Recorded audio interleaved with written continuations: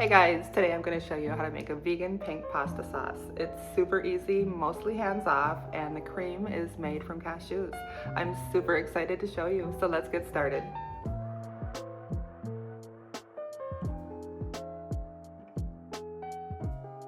So the first thing I do is I get the cashews soaking in some hot water so they're nice and soft to blend with. That's the first step, and just set that aside. And then I like to use a Dutch oven, and I preheat it before I add the oil. All right, so now I'm gonna add the oil. Let that sit there for a little bit. So I have my pre-cut onions here. Put them in there now. I'm going to add a little bit of salt too. So once this is done, I'm going to add the carrot and celery, and then after that, I'll let that cook just a few minutes, and then you'll add the garlic. You can definitely do this oil-free if you prefer, but I do like a little bit of oil in the marinara sauce. There is definitely enough fat with the cashews, but it just gives it a nice full body flavor. See how these are changing a little bit now? And then I'm also going to choose to use some white wine with this to deglaze it once this is done, to get up all the little brown pieces at the bottom. All right, so now I'm going to add carrots and celery that combine. Alright, so now I'm going to add the garlic. I usually go pretty heavy on the garlic, but you can definitely scale it back if you prefer. So that's going to cook for a minute. Lovely. I like to stir the garlic the whole time here just because I don't want it to burn, because it can give the sauce a very bitter flavor, and that's why I add it at the end too. Alright, so now I'm going to add the wine to give it a steady glaze. I usually do about a quarter to a half a cup. I'm going to cook that off here. You can also use vegetable broth if you prefer. I like the white wine, it gives it a really nice flavor. Okay, so now we're going to add in the tomatoes, and with the tomatoes, you can do crushed tomatoes. You can also do whole tomatoes. I prefer sometimes to do the whole just because mash them up really nice. It just gives it a little more. I prefer whole tomatoes actually, but whatever you have on hand. I like to use San Marzano tomatoes for this. If you don't have them, you can also use whatever you're going to use, but if it tastes a little bit acidic, just add like 1/8 a teaspoon of baking soda at the very end, and always taste it before just to make sure. All right, here we go. We're gonna add those in.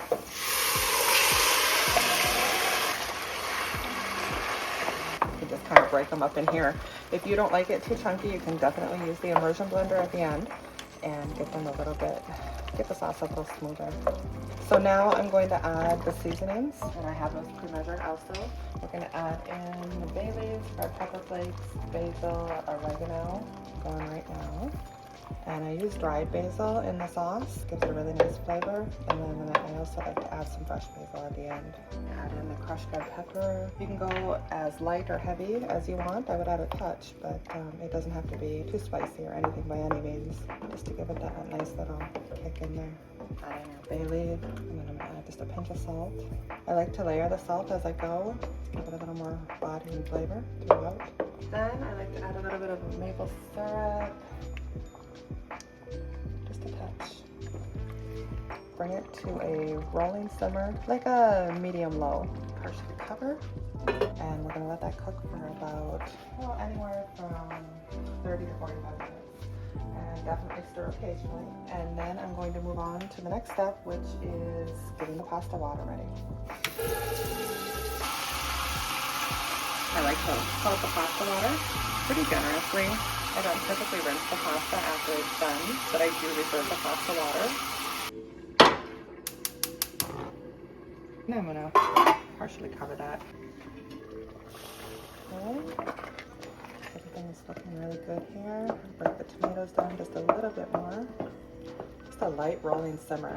So next, while this is all cooking, I am going to get the cashew cream going.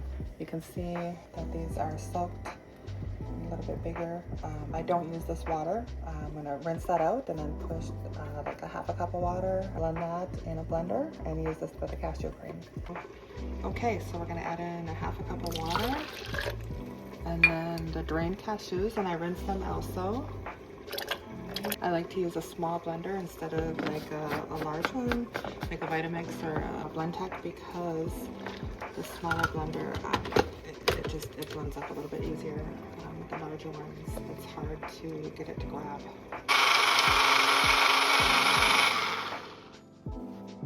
Got a nice thick cream base.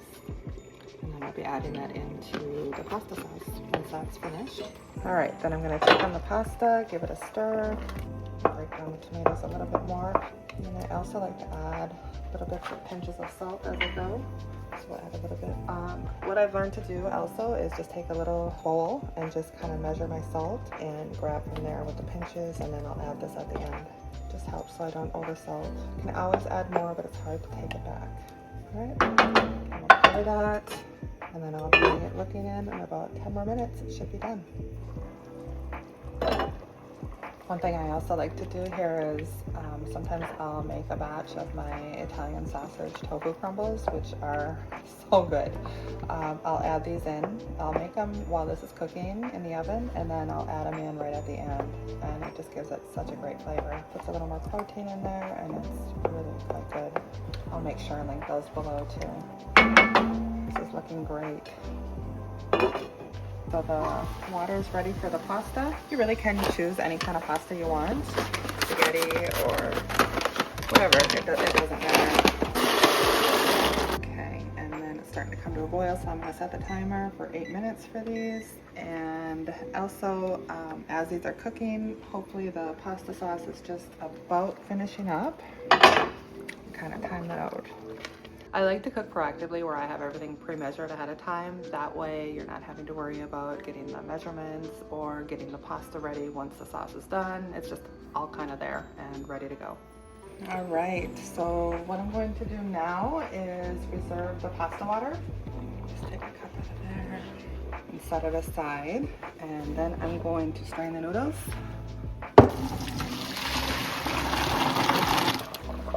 And then I'm going to just add these right to the pasta sauce, so I'm not going to rinse them. All right, so this is about done here. We're going to remove the bay leaves. Make sure to do this before you blend it if you are going to blend. I have blended them more than once, so I'm telling you that with experience. All right, so now I am going to blend this. And I'm not going to do it super smooth, just to kind of get the bigger chunks. You could even do it a little bit more if you want to, but for me, this is what I like. Okay, so now we're gonna add the cashew cream and the salt that's remaining in the bowl. Okay. Turn it down even a little bit more. Okay, so now I'm going to add the remaining salt. Up some fresh basil leaves, add them now too. Give it the layered flavor of basil with the dried and the fresh. It's optional, but I think it's really worth it. Now I'm going to add in the pasta and the pasta water. All right, so here's our pasta. It helps the sauce coat the noodles. I like a saucy pasta dish, so this is kind of perfect for me. You can definitely add a little bit more noodles if you prefer, but it's totally up to your preference. Give that a taste, see if it needs any adjustments. Give that a taste in. It's perfect. Okay, so what I'm going to do next, drizzle a little bit of olive oil over it. Totally optional, you don't have to do that. A little bit of Parmesan. It's my homemade vegan Parmesan. I'll definitely link that below too.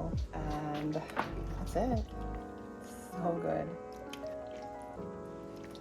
So like I said, it's totally up to you how smooth or chunky you want your sauce. But for me, this is absolutely perfect.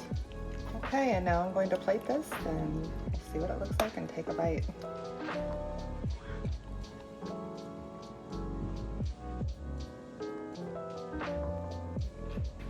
I'll probably add a little more Parmesan on it too. And there it is.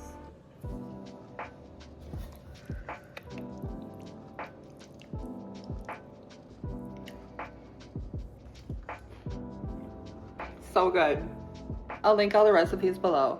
Thanks so much for watching, and subscribe for more vegan recipes. I'll see you next time.